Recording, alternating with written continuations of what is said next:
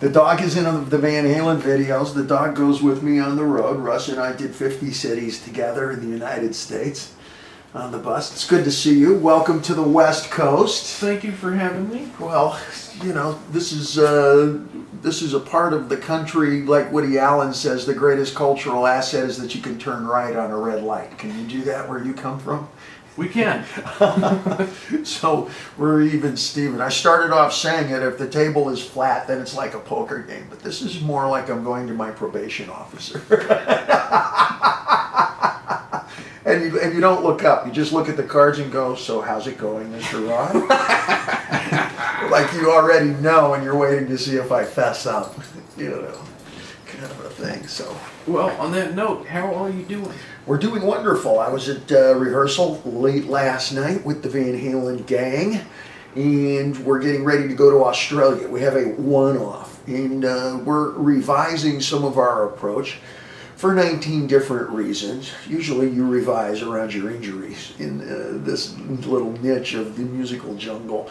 But we've always been resistant to doing one show. It's the equivalent of, if you want one triple backflip, it's the same as 9 triple backflips. The warm-up is the same. The preparation for it is the same. Yes, in so many senses of the word, I can do a triple backflip for you. I can't say it, but a triple backflip. But the warm-up for that is 6 weeks long. And then before we're actually going to film the flip, it's about an hour and a half's worth of warm-up. Do you follow the read? So when the whole band convenes, we're very much a product. It's a hell of a farmer who blames the plow. But anybody who plays golf professionally will tell you a better club, better maintained, will give you a better shot down the green, or however you might characterize it. One little change in an engine, and boom, your quarter-mile time in a drag racer has improved immensely. Anybody who's goofing around with protein shakes in the Olympics will tell you it's just 1/10 of a second is the difference between victory and millions of dollars worth of endorsement deals, etc. So the band has to have its equipment, you know. It's right down to what string goes on which guitar for which tuning. That's road crew, and it's like an aircraft carrier. Turning an aircraft carrier around take you hours. You don't just go, boop. Do you follow? Even though we are a small unit, you know, lead, bass, drums, singing, it's the smallest of pretty much what you could do. The next stop is 2 acoustic guitars and a hat, you know, on the sidewalk. But that being said, just rehearsal. A place has to be rented, PA system has to be brought in, and the monitors, and who's going to run the monitors. The gear is only as good as the fellas who, you know, actually operate this stuff. And they come from all kinds of different bands. You know, we have fellows who work with everything from Metallica to Springsteen. And their schedules, and their families, and their secondary families, and their mistresses have to be accounted for. And, you know, it's not a brand new team, you follow. So there's a lot more planning goes into it logistically. Moving the people around. I think the smallest team we have is probably 40 people altogether who are going to Australia. All right. And putting that together has been a tribulation that we've shied away from. That much effort, that much to get to one rehearsal. You should do the whole tour. You should, you know, make it into a whole package. However, tremulous times call for innovative thinking. It's product of the wristwatch and the pocketbook. The economy is eating itself from the inside out like a science fiction monitor, and the clock is ticking. We're different people. We're a little more flexible now. Age, I think, has given us a little more confidence to laugh at some of the edges. You know, when you do a one-off, and I'm certain that the promotion and, you know, the event and everything in Australia is going to be pretty straight up. It's going to be pretty straightforward, forthright, they say, in a court of law. Nevertheless, you must be prepared flexibly in your mind and spirit for, think of it like a silent movie, and the black screen comes up and the caption is, "But this is the stage." Comedy routine sketch, kind of driven like Saturday Night Live, like a lot of my career. Then the next, when that one's over, the black comes up and it says, "But this is the buffet." And the sketch starts. Slow sweep across the table. You can write this. But this is first class.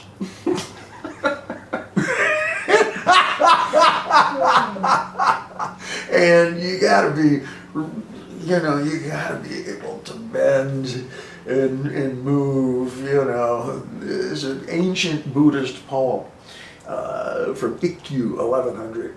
And it goes, I'm going to have to paraphrase it, but that stiff stone statue of the Buddha in my driveway is where all the birds sit.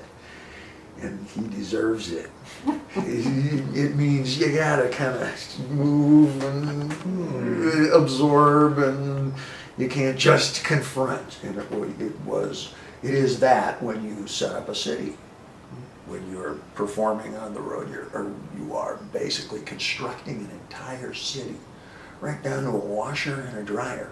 We carry those. There's 100 people on the road. You have transportation, you have medical, you have police, you have, all of the structure that goes into, it's more like a refugee camp.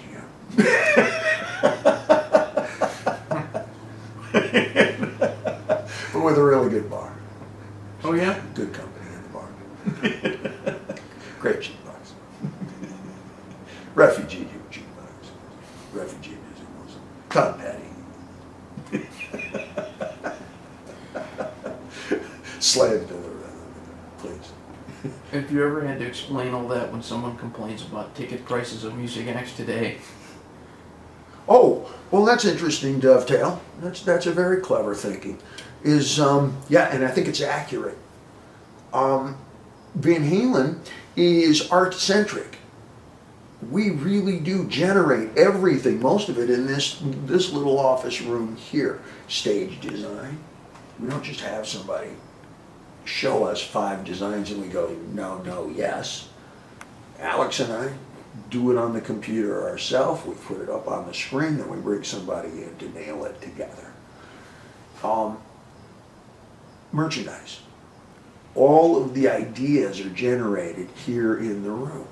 And we do it from a different perspective than most people do their merchandise. Most folks will walk in, they'll find me, what is your logo? Oh, I'm from wrestling. Great. The W from WWE, we're just going to put the W on a shirt. How about a blue shirt? How about a black W on a white shirt? Whoa, are you taping this? How about, for the girls, pink shirt, white W. Oh, nice.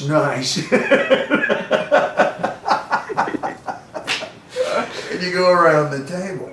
We approach it from Van Halen as a recipe of different neighborhoods. We learned to play music in the different neighborhoods that Southern California alone supplies. It's not like New York City, where Mr. Rodriguez literally lives in the same building as Mr. Katzenberg, who lives in the same building as Mr. Yamazaki. I can do this all night.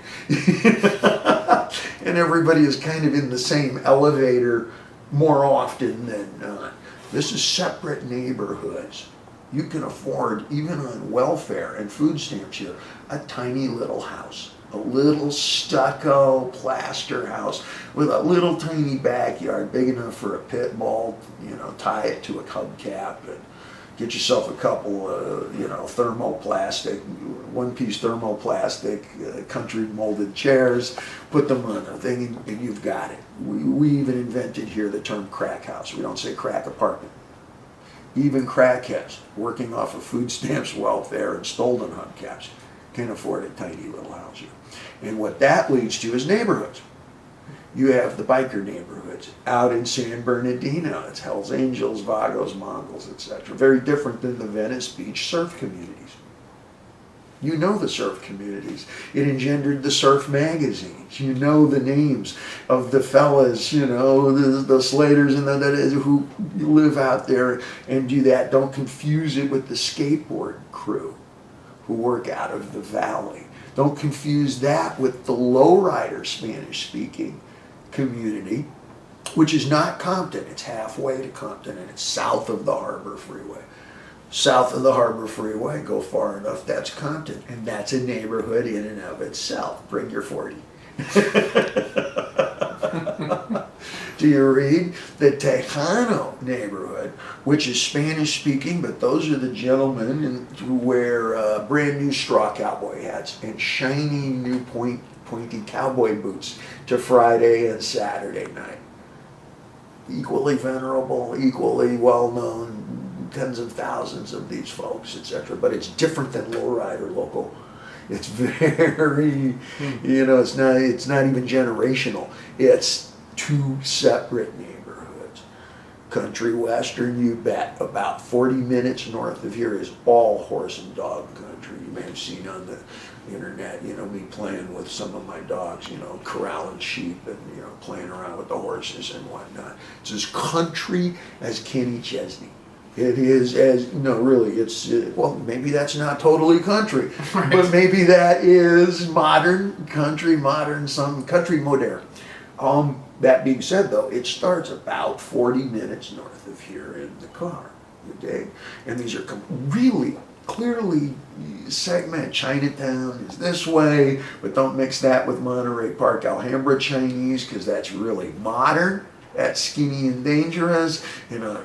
And when we were playing in Van Halen, we played to these individual neighborhoods, and it required different kinds of music. You can play Born to Be Wild 7 times a night out in San Bernardino for the bikers, do you follow? But you didn't want to, in the late 70s or mid-70s, play Aerosmith to them. That was a little shishi. Born to Be Wild out in Venice, that was a little old school. Aerosmith was modern. It was Back in the Saddle or Walking This Way. It was a little more danceable. And the lowriders didn't want to hear either one. They wanted Santana. Do, do, do, do, do, do, do, do, do, do. Orale! Really. And they wanted, Oye Como Va, and Evil Woman, and Black Magic Woman, and Change Your Evil Ways, and so forth. So we learned to, play and cook up a different menu for each neighborhood. When it's time to do your t-shirts, it's an oblique way of thinking of it, but what neighborhood is each shirt for? If it's going to be country, if it's going to be western, if it's going to be whatever, great. Go get a Willie Nelson t-shirt. Start there. Go get a Jimmy Buffett catalog. Go get a Kenny Chesney program. Take a look. It'll shake you loose. It'll get you started. Oh, I know. Okay, I get it then. We're going to start off with the things. Engraved leather something. You put a cactus. Cactus is good, right? And you put a cactus, but you're modern, so your cactus is pink, or orange or something, and marvelous. What about downtown? We have a tremendous Spanish-speaking audience. It's not just Mexican, Cuban, Puerto Rican, it's all over the world, you follow. So what are you going to do for, south of the border? Well, everybody likes, the graffiti writing and the kind of stuff you drove past on the freeway to get here. Let's actually find some of those fellas, and we can have them do some shirts on the skulls, with the painting on the skulls, the Dia de Muerte, the Day of the Dead that they folks celebrate. It's like, great. Let's find an artist who speaks Spanish, though, who actually does that, and start to bring that neighborhood into focus. You like NASCAR Nation? Great, big, important part of the Van Halen crew. Well, that's easy. That's a Coors Light beer can. You better get a case of them. I'm going to do research. And the backgrounds now are all silver. Everything is now angled like it's like... Take the lettering and like make it go... You know, like the door on a stock car racing automobile, whatever, you know. And but all of that is done here. And it means 10,000 more phone calls. It means 1,000 more hours, literally. It means a lot of on-site, and it's the behind the scenes that accounts for what we do see on stage, and perhaps even more so than anything else, it's why we keep coming back to the stage. Why is our vigor for this renewed? A lot of our colleagues kind of finish their long journey to the middle at this point. They're not intrigued. They're not excited. We're more flexible. So let's start to try some of these one-off shows. Maybe we can compress some of the preparation. The band now, after X amount of years together, requires less practice. You follow? We do see and speak with each other more often than not, frequently, and the band is routinely playing. It's a year-round endeavor. That right there is significant. Most bands, ensemble, do not practice year-round. Orchestras do. But a rock band usually doesn't get together till about 6 weeks before go. And, you rent a couple of places, a studio, a spacious place to put up your lights and sound and whatever. You go, but in about 6 weeks. And Ed has a studio, and he's routinely up there with the band playing all the time, year round. It's not a seasonal issue. The only thing seasonal about Van Halen for a long time, for all of us in the band, was getting loaded. That was not episodic. That was more seasonal. What are you doing this summer? I'm going to get loaded. What are you guys doing?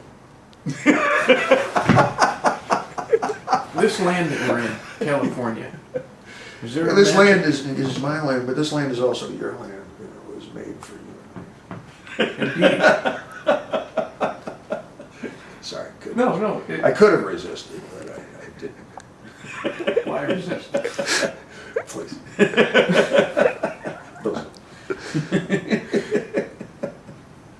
Is there a magic to South California? Oh yeah, the magic to Southern California is in the weather more than anything else. It'll slow you down. It is. I made a terrible joke once, and it was on foreign radio. It wasn't Japanese. I think it was Italian or something like this. And I told the girl that I was very unhappy. She said, "David, you seem unhappy today." I said, "Yeah, I got bad news from the veterinarian." She says, "Why?" I says, "Well, he says my goldfish, my prize goldfish, I only have one. He's out of shape. He needs exercise. Either that or he's going to pass away early." She said, "Really? I've never heard of such a thing." I said, "Neither had I." But he gave me a prescription, and in my backpack over there, I have a special kind of gelatin, and I put it in the aquarium. And then I'm supposed to place the aquarium. I mix it together like Jell-O with the fish in it. And then I place the aquarium next to the air conditioner and put it on full for an hour and a half. Firm that Jell-O up. And then I hold the food at one end of the aquarium and sort of tap the glass and go, "Come here, boy, come here." And he fights his way through the gelatin. And this will strengthen his little fins and his fighting spirit. And when he gets to one end of the thing, I jump around to the other side. It seems callous, but it's necessary. And I go, "Come on, boy. Come on, boy."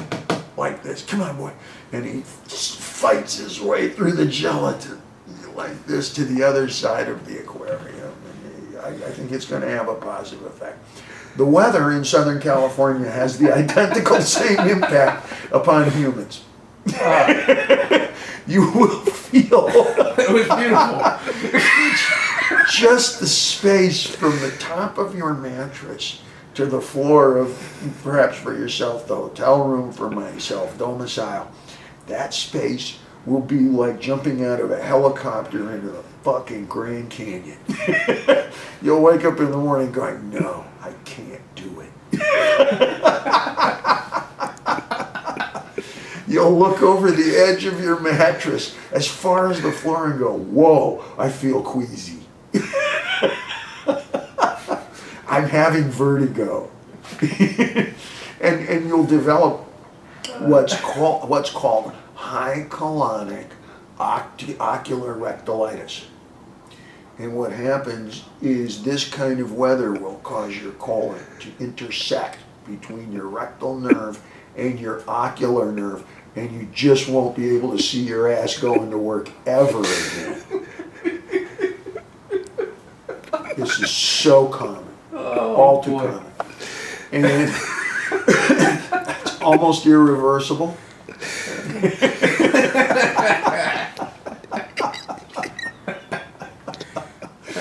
Because it is delicious. The weather here is like candy.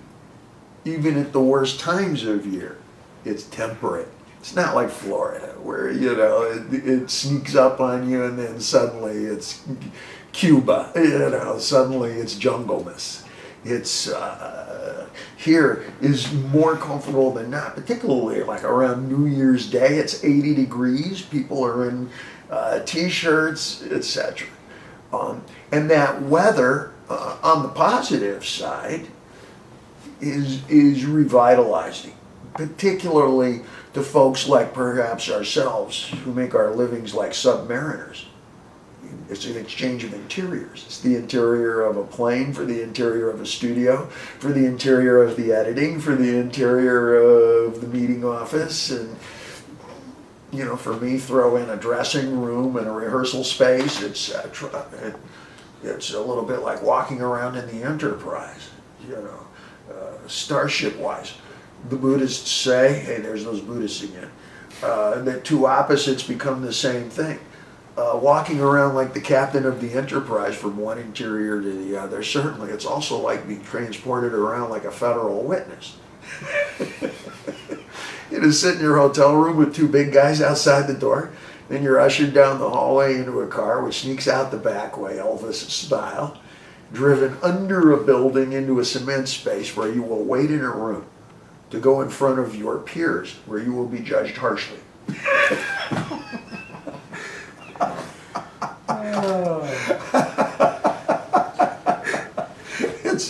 I know, it's an interesting way to think about it. Indeed.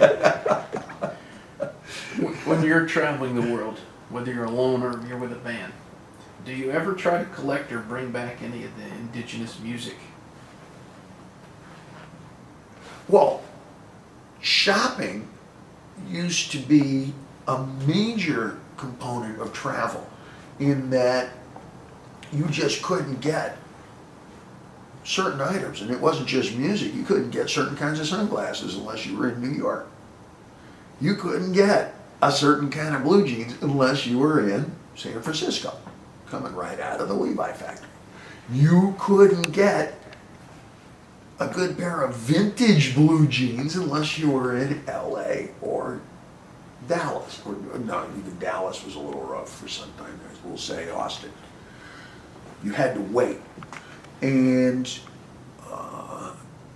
going as far back as carrying two stereos with cassette ports so that you could put 120-minute cassettes into them and tape record the local radio stations. Because in Florida, the Spanish-speaking stations had really red-hot, sexy Cuban mambo stuff going on. It's very different than the mariachi kind of restaurant approach that the 60s had for Spanish-speaking here in LA. So you had to wait until you got to Florida, and you knew about it in advance. All it takes is one trip. And we toured for a year and a half first time. You know, take mental notes. You learn very quickly. Same thing for food. Today, of course, with FedEx, cell phones, internet, it's not as imperative that you geographically wind up somewhere to have sushi. You can get damn good sushi in Dayton, Ohio, whereas before nobody knew what it was, relatively recently before. My one regret in terms of showbiz music is that I didn't have YouTube. Growing up, I didn't have the internet, I didn't have the Google web, the Google net, because you had to wait until you geographically arrived somewhere before you could improve the game. You wanted shag music, you see the movie Dirty Dancing, you go, wow, I like that kind of white boy soul, that funky beach soul. It's called shagging. Well, you got to wait until you go to the Carolinas, and then you would find deck after deck after deck of hundreds of records in the record store. And I would shop by forearm, just simply pile all of the cassettes or records onto the table, and then with my forearm scoop them into a big garbage bag and have a security guy take it up to the register and ring it all up. And for years I carried duffel bags full of cassette tapes. Well, I had to stop carrying records. They all got destroyed on the road. But probably a good 80 pounds of cassettes that were collected from all over the world, of all types. Because you don't know what's gonna rub up onto you permanently. So you can't just define, yes, you will define what you like the best, and you'll keep referring back to that, but you got to know everything. You have to be familiar with all the colors in the kitchen before you can make an informed choice of, all right, I'm just going to go black and white. At least you're making an informed choice as opposed to, I'm limited, so this is the only choice I can make. Does that make sense? Indeed. Interesting. Well, what about the first album you bought with your own money? When you made your identity, like, this is my music. Well, in regards to which? Like, you had the music your parents played, and you went out and said, I'm buying this with my money. Any album. What is the question? What was the first album you bought? Oh, well, with my own money. Yeah. For the money, with parents' money was Beatle records, British Invasion kind of material. The first record that I bought with my money, there were three of them. They were all bought in one fell swoop. Was Blood, Sweat, and Tears, with Spinning Wheel and God Bless the Child, and the classic Blood, Sweat, and Tears. I think it's their first record. And the same expedition was Electric Ladyland. I think that's actually sitting over there right now. And Creedence Clearwater, Born on the Bayou. So you can see the symmetry of all of that music winding its way into, currently what I do for a living. And I had a $150 stereo, 2 JBL cabinets, and a realistic turntable, and a Marantz, a Marantz tube amplifier that is down in the basement right now. I never got rid of that. I listened to that for decades. It has what we call, tube for the uninitiated provides a more forgiving sound. It's not so harsh, it supports the bass. It's, a lot of us, myself included, look better under not really harsh bright light. Hey, no comment. And a tube amplifier perhaps is a little bit more mood lighting on the sound. And analog, I will always be in a world full of digital destiny. On the book side of things, you identify very much with The Adventures of Huckleberry Finn by Mark Twain. What is it about that book that resonates with you? I think it's Mark Twain that resonates more than any other factor of the Mark Twain, Tom Sawyer, Huck Finn speaking tour. What did he actually contribute to the greater good experience? Huck is Mark Twain. This is somebody who had a number of different jobs the way up, all the way to the end of his career. Sam Clements did many different things. He started off as a columnist and finished life as on speaking tour, traveling. And how do you go doing speaking tours to Italy in the 1800s or whatever? He did it. He was an author. He was a reporter. He did a number of, he worked in the steamboats. I guess that's the equivalent of working the oil derricks, etc. That was a working template in many ways for young folks, baby boomers growing up in the 50s and to a fair degree in the 60s, particularly even when the hippies showed up. The idea that you didn't even have to have a job. Just try a whole lot of different experiences. Okay, I'm going to India, I'm going to bathe in the Ganges River, then I'm going to go to Hawaii and join a commune, and then. Didn't even really have to have a job. Well, I'll get a job on a boat and work my way across the Caribbean to the West Indies. Well, is that really a job? So even that entered into the idea of, do you really want just one job for a lifetime?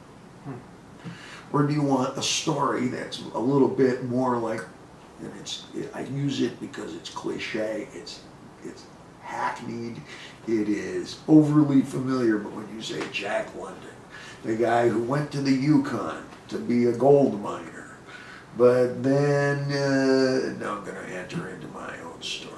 I went to the Yukon to work on the pipeline, and we finished the pipeline, so I got a job with the Russians who were flying supplies in and out. I didn't really speak Russian, but I wind up in Leningrad. And I fall in with some gangsters there who say, we have some wonderful interests in Rio de Janeiro. Would you represent us? You look faintly Mexican. They don't know I'm Jewish. I don't tell them. So I fly to Rio. That's where I met your mom.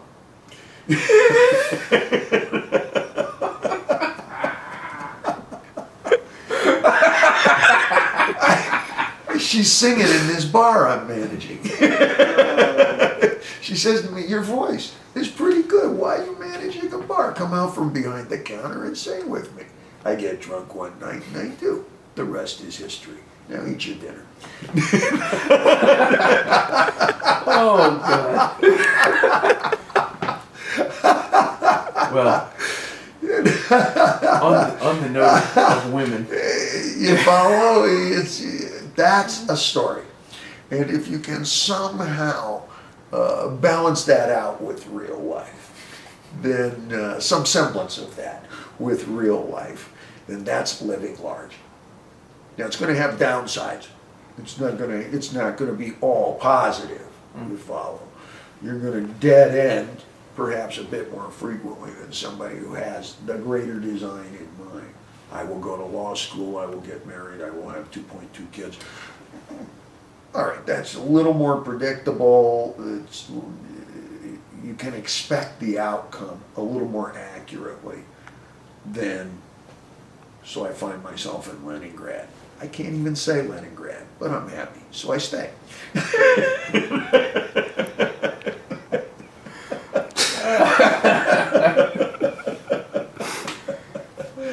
going to have some sad nights there. Like, oh my God, I hate Leningrad. What the fuck are they eating for breakfast? How can you even call that shit breakfast? You will go through that. So. Are you an Audrey Hepburn kind of a guy or a Marilyn Monroe kind of a guy? Well, for the uninitiated, you're going to have to define what you mean by Marilyn versus Audrey, or I'll have to do it for us. Which would you prefer to do? What's the subtext here? What does Marilyn mean to you in contrast to Audrey Hepburn? That's interesting. Because, I mean, I guess Marilyn Monroe is the quintessential sex on a stick.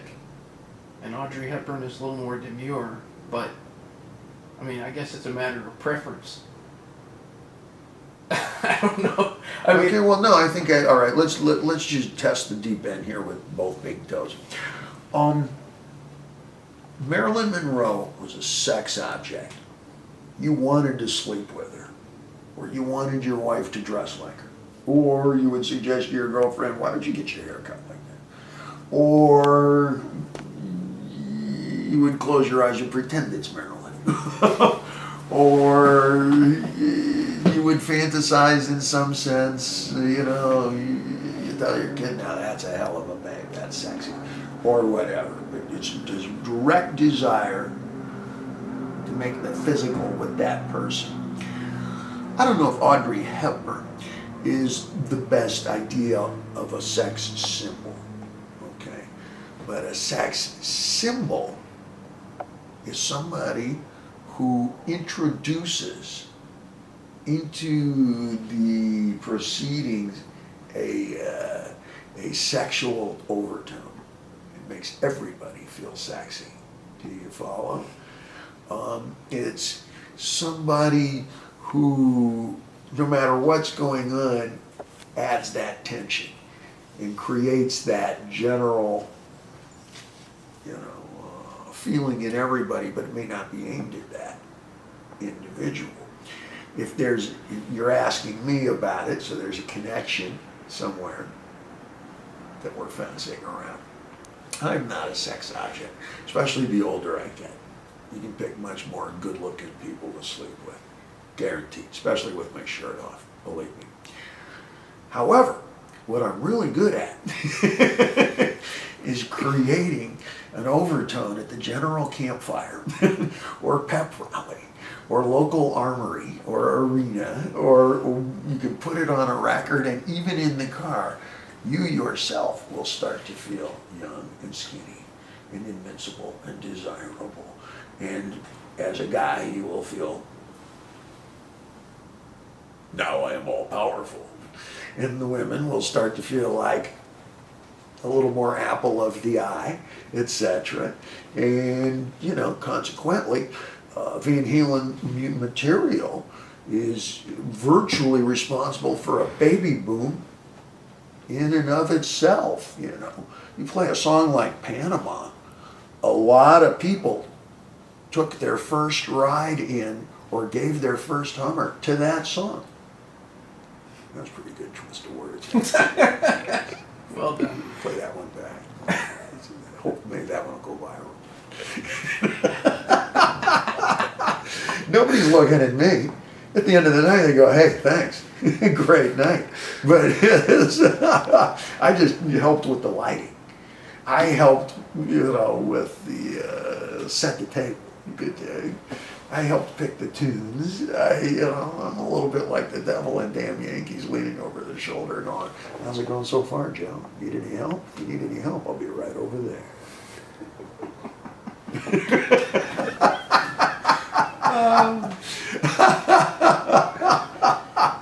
Well, what do you look for? And people encourage themselves, and that's a great party. When you can stand off in the alcove and look in, and everybody's carrying on like crazy, and you started it, you built it, but now it flies wonderfully without you in it. That's building something bonkers. What do you look for in a woman? Well, you make joke answers about it, but sense of humor, a sense of wonderment, a sense of not afraid of new. And I don't mean like, let's put on these ads and be this today. I mean, every day is something new, particularly the daily catastrophe. So does this fascinate you, the mechanics of this? Do you operate? I look for this in a woman. When things go wrong and then they get worse and then they get worse, do you laugh or do you cry? Because I don't think there's any laughter in heaven. I think things have to go wrong, and they get worse, and they go wronger, And then you just gotta fucking laugh.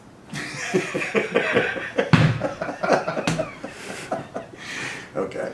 Do you have that capacity? Is that you? Or do you freeze? Do you deer in the headlights? Do you have a different reaction? Because every day is a daily catastrophe. Every day is a new, high hurdle. Do you perceive of life as that? Or is life a daffodil, punctuated by horror every now and then? You know what? I think it's a comedy of errors, and I enjoy it. Do you enjoy people? Like women who enjoy folks. Do you have the capacity to look at somebody with a great big tattoo that you would never, ever get, but truly enjoy that tattoo and looking at it and enjoy talking about it and experiencing it? Or do you have an extreme aversion to it because it's not you? Because that's productive, that's successful and fun people watching. Most folks will look at other folks. They are not people watchers. Most are not. Most of us are not. And most of us will look at another human being and go, oh, I'd never get a haircut like that. That's bad. And then stop right there. Oh, I'd never wear shoes like that. Oh, and they stop right there. In a woman, are you capable of getting past that and enjoying what that other person is doing, even though you want nothing to do with it? Because that's the bulk of the earth. I'm not going to wear a turban. And no, I'm not gonna. But I enjoy you if you do. And going boo is as much fun as yay. What I look for in a woman is something other than political finesse. You know, everything is, oh, it was great, it was wonderful. I prefer critique. Examining the weak points or locating the soft spots, whether it's in a football game, the strategies invested in a football game that I just watched, or in a painting that just came up in an art gallery opening. I enjoy locating the weaknesses and critiquing as a manner of elevating my capacity to do that, as well as maintaining a nice high arc of expectancy in the art form itself. If you don't critique, then the art form itself will slowly decompensate. Do you follow? If every time everybody in a class paints a picture, if every single time all the teacher does is go, that's wonderful, that's great, that's wonderful, little by little, the artwork will not improve. It will slowly decompensate. Less and less will be invested onto the page, because no matter what you do, you get a compliment. If you make it a little tougher, a little more incentive biased, a little more reward driven, then people will try harder, at least to amuse or entertain or infuriate or outrage or whatever it is you're doing on that piece of paper, so to speak. Especially if there's competition. If there is competition for that reward, whatever that reward may be, simple compliment, $1, somewhere in between, bragging rights, whatever, then it elevates. What I look for in a woman is somebody who thinks like this, as opposed to, how was Hawaii? Oh, it was wonderful. Why? Oh, because it was so much fun. Why? Because everybody was just feeling great. Some people just can't get past that plateau of conversancy. I'm interested, even if you have something negative to say, that plausibly is more fun. We go out to dinner and it tastes great. What's the best you can possibly say? The first and second dish were out of this world. They were amazing. They transported me. I felt like I was eating the best ever, and I hope to go back. And it was just life. Oh, how boring. If it's bad, you go, man, that shit was like a mouthful of number 2 pencils. Remember 6th grade? But without the eraser, because the eraser had a slightly salty taste, and that stuff could have used some salt. Waiter, can I have a bowl full of erasers, please? Yeah, oh, what a great critique.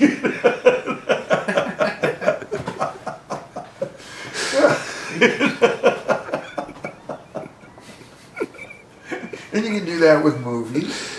You can do it with theater. You do it with authorship, literature, literary concerns, you know, just anything. In the fine arts, at least, you know. Tell us about your first girlfriend. Oh, my first girlfriend was Janine Scott. I was about 15 years old, maybe 14 years old, here in Pasadena. And I was working at a stable. I'd asked my dad for an allowance. He said, I hereby allow you to get a job. So my first job was shoveling shit at a stable, bicycle distance from here. Pleasure animals, about 200 horses at a stable in the canyon. And I worked all summer. I think I was 13. And then when school started, I worked before and after school. Get up at dawn and go down and work until it was time to go to school. I'd hitchhike to school. And then after school, go back and work till dark. I was one of the exercise boys. I was one of the fellows who worked with the tack and cleaning the leather gear, and this starts to become like a Tennessee Williams thing. She was one of the wealthy blonde daughters of a well-to-do real estate, something or other, private school education, you know, the great unobtainable. Turns out it's obtainable. And we started hanging around with each other at the stables, surreptitiously behind the scenes, because I was supposed to be, well, I guess I was doing my best to play the part of kid from the wrong side of tracks. But how far wrong side of the tracks can you be if your dad's a doctor? So, you know, nevertheless, this was the 60s. So wrong side of the tracks was pre-indicated by the length of your haircut, the width of your belt, wide whale cords, and we basically lived in our hunt gear, which is, you know, the knee-high boots and the breeches. And we worked at the horse shows. There were two other guys my age, and we groomed all the horses. We'd bring in the animals from Santa Anita Racetrack and train them into stock seat, riding and roping for Western, and then hunters and jumpers for competition and pleasure, which in the 60s and the 70s was it probably still is, a huge industry all over California, Nevada, Arizona. You know, the weather is super supportive of that. The outdoors, it's livestock. And it was like working in a carnival, being a carny. We traveled all over these states, picking up horses, dropping them off, competing, and living in the jockey quarters up above the horse stalls down at the Del Mar Racetrack. That's 2 week long horse show and state fairs. There's thousands and thousands of people down there.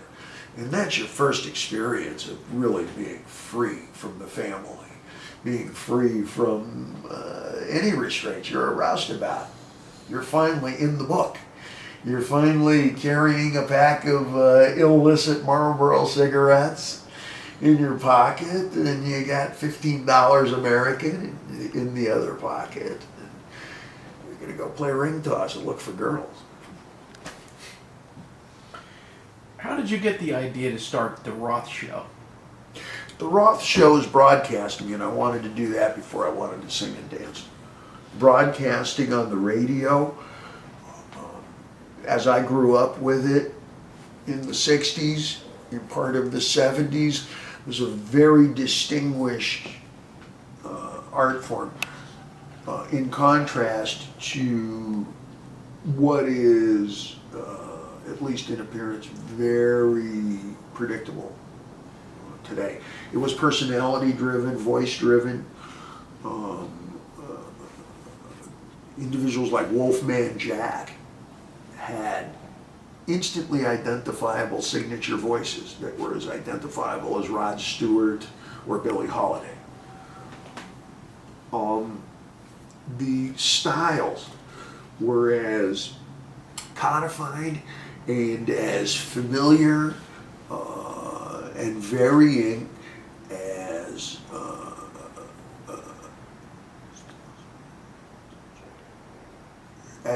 the neighborhoods I described in Southern California. An example, the jazz disc jockey talked very low and slow like a heroin addict. He would take, about 4 minutes to think about doing the traffic, but we'll get to that in a minute. And he would practice that kind of timing as a 12-year-old in comparison to AM radio. That's just a flick of a switch away, and that's all. That's closer to what a lot of rappers are doing. You know, hopping and bopping and bobbing with the best bed for the boss, beating the top of the pop smash roll with the time to tune for those detection taste. That's closer to Florida. In cadence, actually, that sounded pretty good.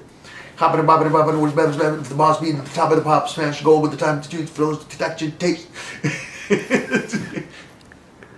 That's modern hip hop, whatever, but you would speak that quickly. You know, that's hyper caffeinated, amphetamized disc jockey, top 40 style. I can keep going. Country, there was always 2 guys, jocking back and well, I tell you what, and and it's full of all that kind of slang, etc., which was very different than black. Black DJs spoke to. So wanting to do that, it's like playing a musical instrument. It's a signature. It is familiar to the neighborhoods. If you say jazz, anybody can entertain you. That kind of a disc jockey is a top 40, you can still do it. And we imitated those individuals and characters as much or more frequently than individual artists, because you heard those guys constantly. Constantly. They were in between every song. If you want to imitate a singer, you might have to wait hours until that one song comes on one time for 2 minutes and 28 seconds once that day. And it might not come back on for days, depending on what kind of singer. If it's top 40, you'll hear it 2-4 times a day. If it's FM underground and it's the 60s or what, you might not ever hear it again. That was just somebody with his own personal record collection. He's doing deep tracks, B-sides, whatever. You may never hear it again, but the disc jockey, you heard that over and over and over again. That we now live in a culture that super venerates the disc jockey is of no surprise to me at all. The selector. What some of the Jamaicans call it. I'm the selector. I get it. And a really good jock can take 20 records and fill that dance floor and sell them drinks like crazy, and a bad jock can take the same 20 records and ruin everything, clear the floor. All the girls are in the ladies' room talking, bartenders sitting there waiting. Why is that? Because it's talent. When you add in the personality, the ideas, the presentation, the timing, who is that guy? Is this somebody who creates a fun atmosphere, a sexy atmosphere? Is this somebody who creates an atmosphere of hilarity? Is it aggressive? Is this fighting spirit? Let's get drunk and go out and break something. You follow? This is all part of the broadcaster, the one who's speaking. Today, largely due, well, it's a composite. I think it's equal in part for two reasons. That popular radio, terrestrial radio, is super predictable and super familiar. Why? Well, out of every 100 broadcasters, disc jockeys, personalities, etc., how many of them are just great? How many Howard Sterns per 100 do you get? None. You'll get one Howard per every 7,000 personalities, disc jockeys maybe. And that one individual may not have perfected or worked it or even be aware they have the talent. You follow? It has to be nurtured, it has to grow, it has to be educated. A chess prodigy has to learn how to play the game. There is that art. You follow? Same thing for a broadcast personality. Even on the far side of the concern, like a Rush Limbaugh, how many of those do you get per every 1,000? None. Per 10,000, maybe one. And again, has he worked it? Has he improved? Is he molding, constructing that? Or probably not. So you have to create something on the radio that will provide a continuity even though you don't have stellar talent. So you build in a hell of a, first we have a rock block, then we have a sports block, then we have the news, then we have the weather, then we have the traffic, then we have the traffic girl for you to flirt with.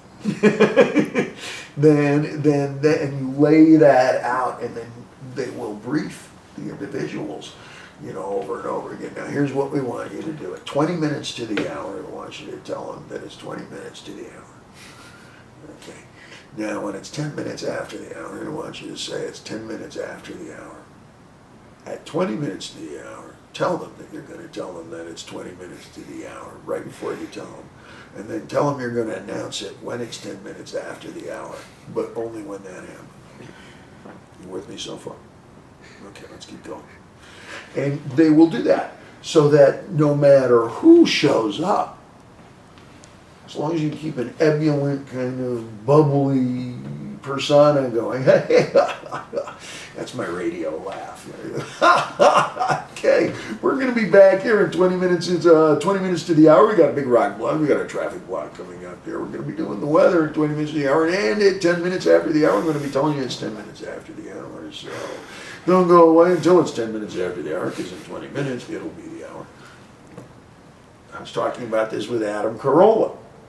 He had the same experience. If you have anything to offer or an idea that steps outside that structure, it's sort of like being in the opera and going, hey, I have some new words I'd like to add. Whoa, whoa, whoa. It's like being in West Side Story and going, you know what, I'd like to change this song a little. I go, whoa, whoa. We laugh at it. It's that structured. And it has led to predictability. And predictability is, that haunts us all in any art form. Because in any of the audience, myself included, is a monkey that wants to go, I get it, forget it. We want to be able to digest, I understand what you're doing, forget it, next. So, I tried, I was in radio for 4.5 months with Howard Stern, and he had left to do satellite, and I got that seat in New York City. And I got fired after 4.5 months. Somebody in Japan just asked me fairly recently, he said, Dave, son, I understand you got fired from a big radio job. I said, would you ever get fired from McDonald's? It's a big seat. I got fired for playing too much ethnic music in the background. He says, you shouldn't even have to be able to speak English to enjoy this. I made loops of everything that is, familiar upbeat grooves. I took a little Bob Marley. And just loop that before the vocals come in. That way, when we have a conversation like this, you hear that in the background. We're broadcasting on the internet. It's all over the world. A lot of people don't speak English. They shouldn't have to. groove on the Bob Marley. You'll understand from the tone and the temperament where we're at least quasi-geo spiritually something. You know. Says you can't play ethnic music. You're a rock and roller. I said, Bob Marley is the sound of white rock and rollers on vacation. Yeah. Play Bob Marley to anybody who grew up on classic rock and they'll go, oh, spring break. Oh, that's me at the lake. Right? Yeah. Yeah. And, you know, we play some Cool in the Gang. You know, and they go, you can't play ethnic music. This is a white rock and roll audience who grew up with you. I said, well, that may well be the core of the audience. I said, but Cool in the Gang is the sound of every white rocker graduating high school. It's that party. It's every prom party. It's every homecoming party. It's, I just got married. Would you like to dance? That's Cool in the Gang. You understand? You could go to a Hasidic Jewish bar mitzvah in Brooklyn, and they will be playing Ladies' Night on the stereo. Me, they'll say, okay, he's Jewish, he's a brother, he gets in, but he doesn't sing a note. He runs with the devil, this one. So even at the same party, you'll hear Cool in the Gang, they won't let me sing. My own wedding. My own bar mitzvah. So we're reading the audience. We're not reading charts. And they said that my humor, though sterling, well, that's actually my choice of adjective, was late night humor, as opposed to morning humor. And you know, I played the game of, well, just imagine we stayed up, or, you know, whatever. But they were looking for the familiar code. You follow snare drum, hi-hat, rock block, sports block, traffic block, etc. You know, with the, you know, like this. And I was bringing something different. I was bringing what the Roth show is. I was just beginning to touch on the subject matter at length of what the Roth show was. And the subject matter is sprawling, but it brings with it a subtext of, you know, we started off before we turned the cameras on. You asked me, how many interviews do you think I've done, do I think I've done in my life? Easily several thousand, easily. Every other one, if we become friendly, somebody asks, what must it like to be you? What must it be like in your mind? Why, in response to the impact of a career like you've had, or an experience like you've had, or anybody in showbiz positioning like mine. What does that do to your interests, to your fascinations, to your passions? And, well, here's the answer. You want to know what's going on inside of me, what triggers me, what compels me competitively, what compels me recreationally. Hey, that sounds like a good idea. Or, wow, that's a great story. I hope I can someday, blah, blah, blah, blah. Then this is it. I also have a little bit to teach. There's a little National Geographic, a little travelogue. There's some Mark Twain here. There's some Cooking Channel.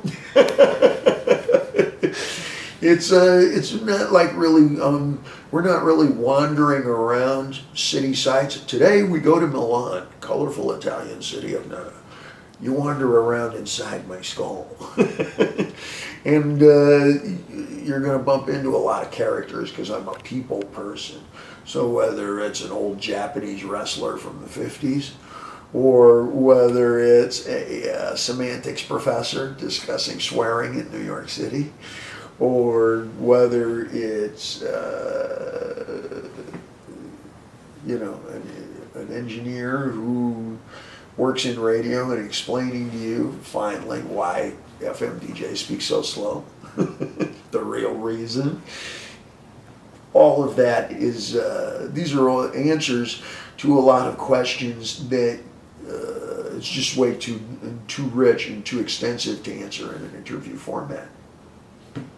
You know, if you want to talk about Ricky Dozen, the Japanese wrestler, it's going to take an hour and a half. That'll eat up your whole interview bias, you know. So, but people ask, what things do you read? What do you go? Where do you go? How do you do it, etc. Those are long answers if you're prepared to articulate, and I am. These are these answers, and it's a bit like a magazine, you know, but the art of storytelling, whether it's a campfire or sitting around a digital tape recorder, is a refined art form. And I've sat around a few campfires. Stick with me here. Well, how are you liking working in the visual medium? The internet for me, the internet from my perspective, is of course a fine arts perspective. Let me illuminate. The internet is my own personal Broadway stage, and it is for you if you so decide.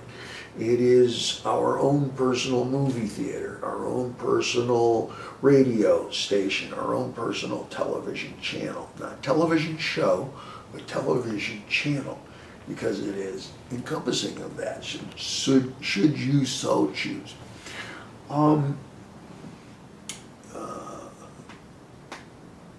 And it provides access to platforms for investigation, research, and presentation and performance that otherwise were just exclusionary. If you weren't with a record company, nobody heard your music.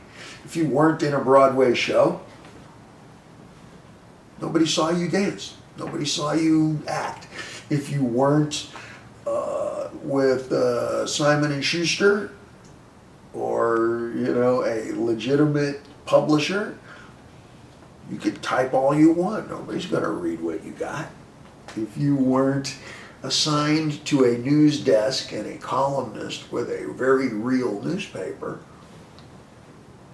your dreams of being a columnist, don't even bother learning to spell it. It's, you know, you're not going anywhere. And a great deal of that has been pushed aside now. Those avenues are very free and very open. And the work stands on its own. You have to be prepared that your audience is going to go and enjoy going boo as much as yay. But that is the very nature of art, to compel the audience or the witness, the participant, to think, to critique, to argue, to question.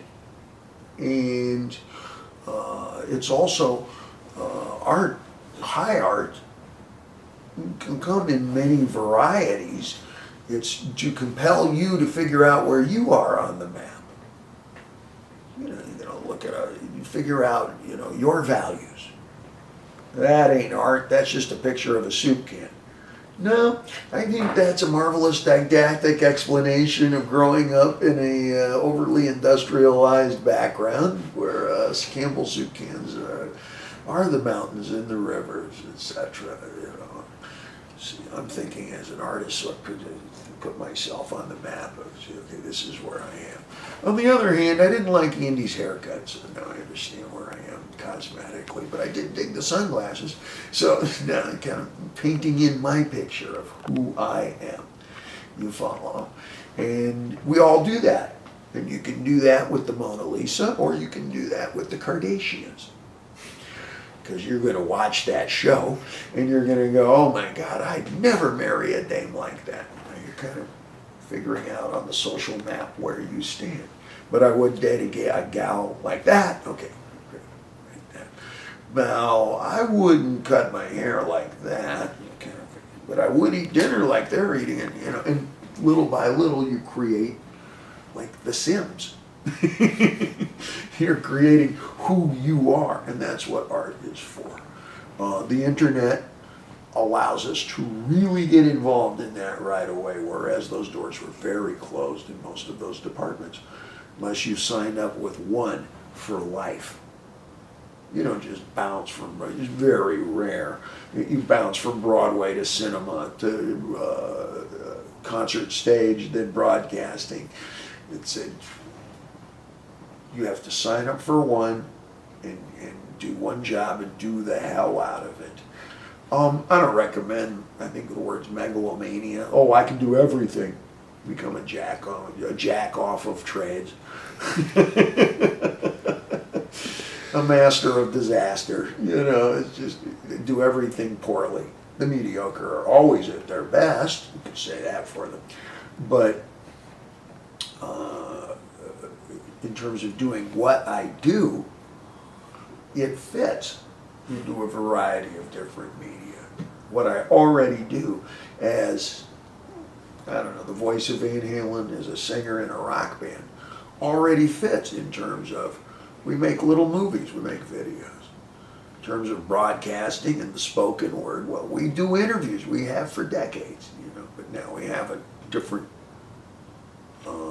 a way of presenting that, of reviewing that, and the way even that we design what we do and construct what we do is super facilitated now. We get things done twice as fast, so you can be much more expansive imaginatively. In terms of your in terms of your imagination, you can think much more colorfully, much more expansively, because you can actually get it done, as opposed to, oh my God, you want to redesign the inner sleeve? Call the guy from Xerox, have him come up here, have him get the drawing, have him drive it back down to the shop, have him open up the shop, it's Sunday, have him print up 14 different sizes of the new inner sleeve picture that you want, do half of them in black and white. No, do 14 in color, do 14 in black and white. Bring them all back up here, and then we'll cut them out with the scissors, and then we'll glue them to the acetate, and then we'll have a band. You're encouraged to just back away from more complicated ideas, or ideas that are a little more unfamiliar, just because of the mileage. Literally, the mileage of, back and forth. Well, where's the photographer? Well, he's in Casablanca. Well, he has the film. Well, yeah. So the film is safe. Great. But the safe film is in Casablanca. So the film's not lost, it's safe. Great. When's he coming back from Casablanca? Well, actually, he lives there. Okay. I see. Can you FedEx that to us? The FedEx doesn't exist yet. Oh, okay.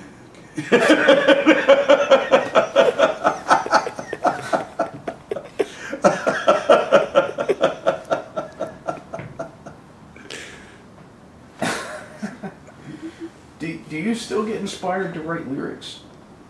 Oh yeah, all of the notebooks and everything that are sitting down here are all pursuant to lyrics, and writing lyrics is utilizes muscles that are, it's a perishable skill, just like gun handling or probably progressive cooking. It's not like bicycle riding, it's like bicycle racing. In that respect, it's competitive, and if you're writing poems for a living, you want to give yourself all the advantage that you possibly can, because in this business, it's a 3.5-year career. 9 times out of 10, it's about as long as you're going to last. It's a struggle to get past that, and the struggle will always be. You will never get to the point where you're just comfortable and everything's fine. Just the description of, I write poems for a living. That's toughy. That's an almost indigestible, implausible explanation. You're kidding. You're going to raise a family and pay the mortgage writing poems. Yeah, I'm going to sing them. Yeah. All right. Okay, well, you want to give yourself as much advantage as you possibly can. So, it's a year-round thing, and it's something that you become not so much better at, but you develop a confidence and a relaxed facility for it. We stop ourselves more than anything. It is confidence that we probably vend more than anything else here. Nobody really wants to wear the kinds of clothes that I wear on stage, but you wish you had the confidence to wear those clothes. Will there be another solo David Lee Roth record? A solo David Lee Roth record already exists. I recorded it with John 5. That's been on the shelf for almost a year and a half, 2 years now. I don't have an ambition to perform solo. What I look towards doing on stage, particularly in terms of rock and roll, is 24-hour job here with Van Halen.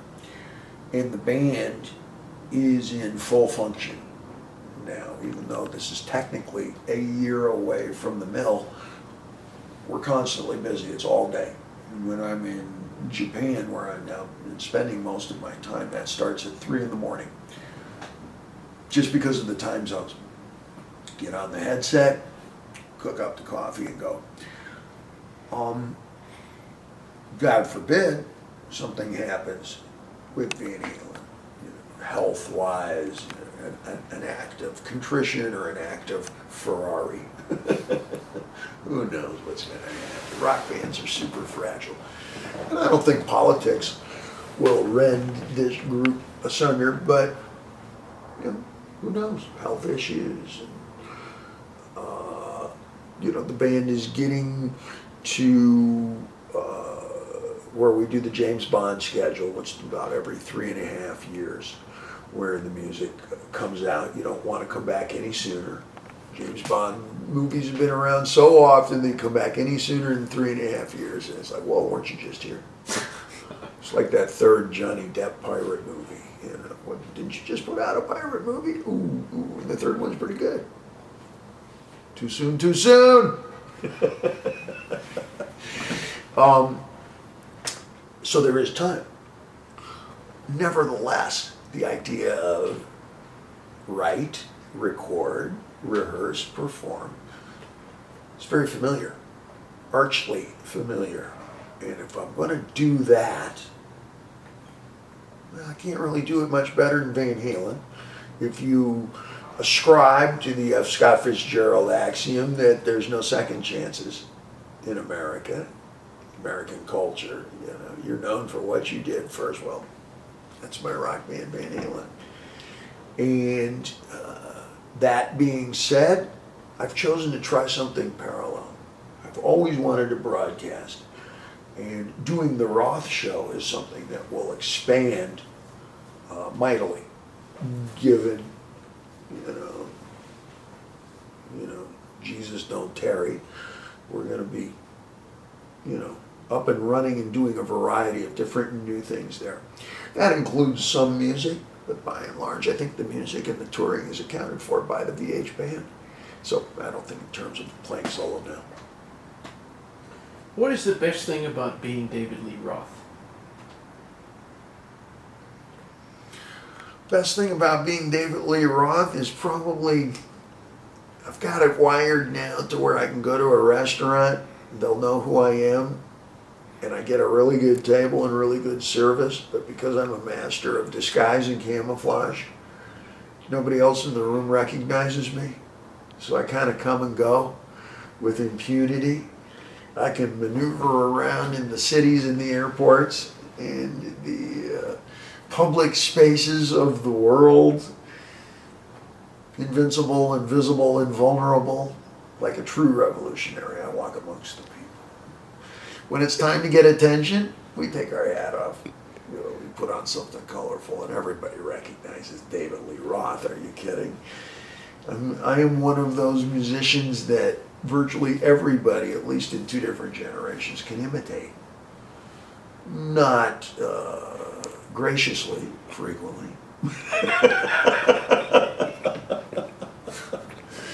But you can draw a political cartoon of me and most people will know who you mean. And that, if you parlay it the right way, then you get the best of both worlds. So does that make you an introvert or an extrovert? I don't know if I'm an extrovert. I think I had to learn to be an extrovert in order to be around people and in order to be a part of something. I had to learn to be an extrovert. I had to learn to become forcive in order to get things done. Because in showbiz, they'll refer to you as the boys all the way up until your 70s. Hey, let's get the boys together and have a talk. Well, all the boys are 68 years old. You follow? And once you've made that determination that somebody's a child or a perma-child or a man-boy or whatever you call that, and you're capable of lying and cheating and stealing. We lie to kids all the time. We take their lunch money all the time. Yeah, I know. I told you we were going to Disneyland. We're not going to Disneyland. You know? We think nothing of that. And I had to learn to become more extroverted in order to get folks to do what they promised on behalf of the band or on behalf of interactive doing business or whatnot. That showbiz is a jungle is no news. That ain't headlines. That it's cutthroat, of course it is. It's part of the allure. It's part of the attraction. Wild, wild west. Wild, wild east.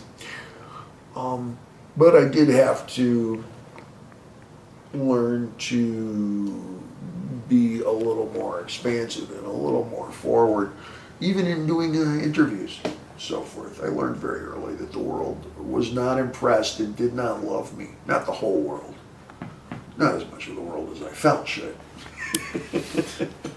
Has there been any dream of yours that has not come true? Longevity. The dream of permanent youth, pain-free, flexible, physically forever, didn't come true.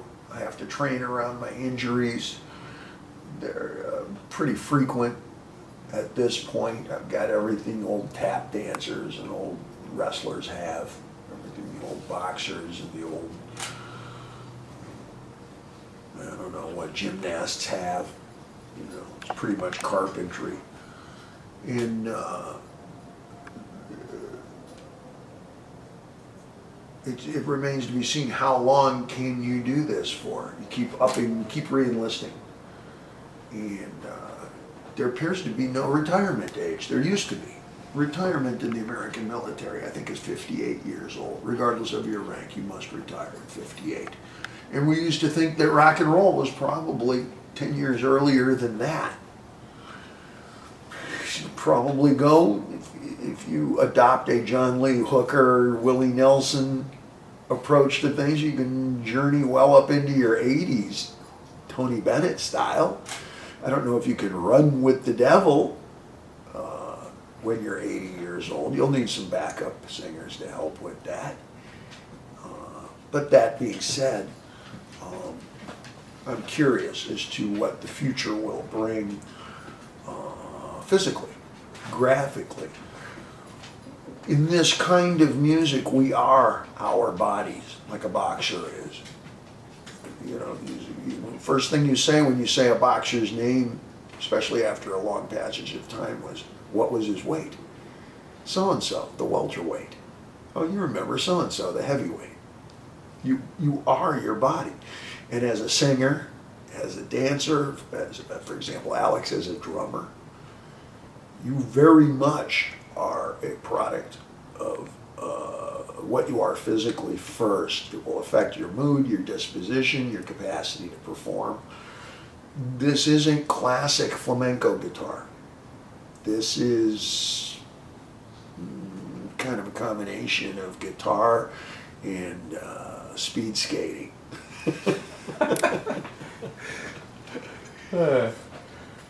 When you're the most content, where are you and what are you doing? Most content for me is buried in a novel, a paperback somewhere.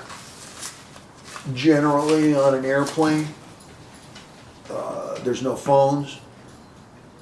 Screens are limited. We live in a world of screens. There's a camera screen in the wristwatch. There's a wristwatch in the computer.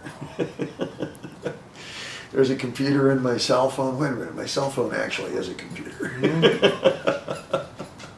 And the farthest away, the number one place you can turn your back on all of that is at about 36,000 feet. I'm fortunate in that I have some very long, knock it off, Russ. It's my dog. I'm fortunate that I have some very long plane flights now because I have a stack of paperbacks that I'm working my way through. I can't get reading done here. I can get listening done. I can get research done in terms of viewing, audio, visual, whatever. But in terms of getting lost in a book, that's my number one resource for recreation. And I find that near and nigh unto impossible here just because of the phones and the screens. And I can do that for hours and hours and hours. Once I start reading, I get lost. Always have been. That has been my drug of choice since I was a little boy. So for anyone who watches this or listens to it on the radio, however they experience this interview, what do you want to say to those people who joined us for this conversation? Tune into the Roth Show. It will compel you. It will cause you to think. It will infuriate you. It will start clamor, and it will make you laugh. You will have fun. You will celebrate as though you were myself. If you ever had a question of what's it like to be where I am, this is the surest answer. This is the most direct answer. And you get to be me for a fair amount of time. So on that note, who is David Lee Roth? David Lee Roth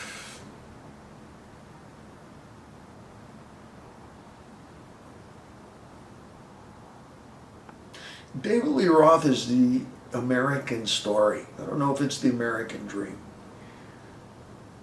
David Lee Roth is a composite of the old American story and something very modern, very new. David Lee Roth is everything that's great, right, and wonderful with America. And David Lee Roth is everything that's wrong, crazy, and unforgivable about America.